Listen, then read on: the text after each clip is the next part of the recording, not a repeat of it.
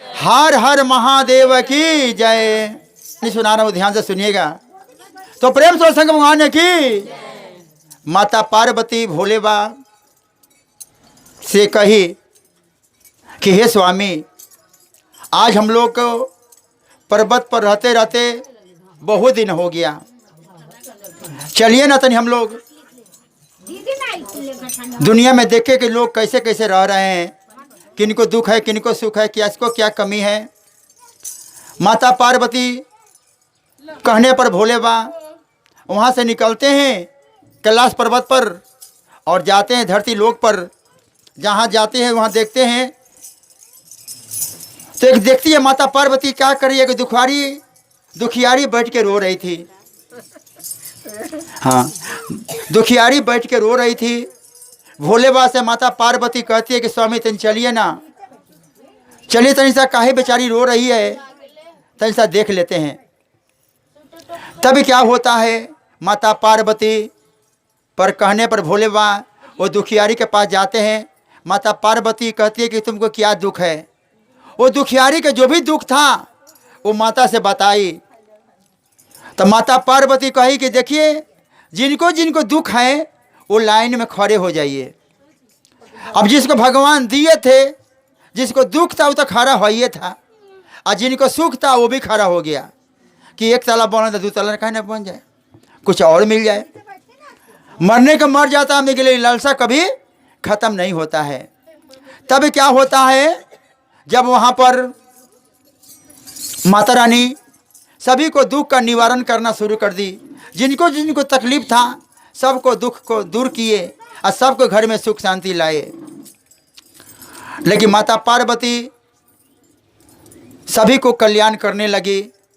जब कल्याण करने लगे, किसी को घर द्वार नहीं था, किसी को बाल बच्चा नहीं था, किसी को बाल बच्चा भी के शादी ब्याह नहीं हुआ था, किसी को रहने के लिए मकान नहीं था, बहुत तरह का उलझन था। माता रानी सबको दया बरसाना शुरू कर दी।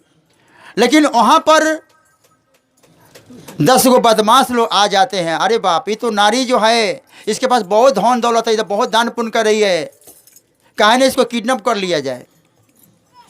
और माता पार्वती जहाँ जाए जाए 10 गो गुंडा, जहाँ जाए वहीं 10 गो गुंडा। अब तो माता पार्वती हैरान हो गई कि हम तो चले थे दुख बांटने के लिए, सभी को सुख हो जाए, आइए तो हमको लोग दुनिया पीछे पड़ गया।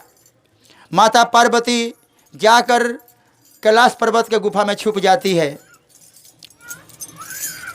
छुप जाती है, वहाँ पर नारद जी आते हैं, कहते माता आप तो जगत के माता हैं, आप भला छुप जाइएगा, दुनिया में क्या होगा, कैसे दुनिया चलेगा।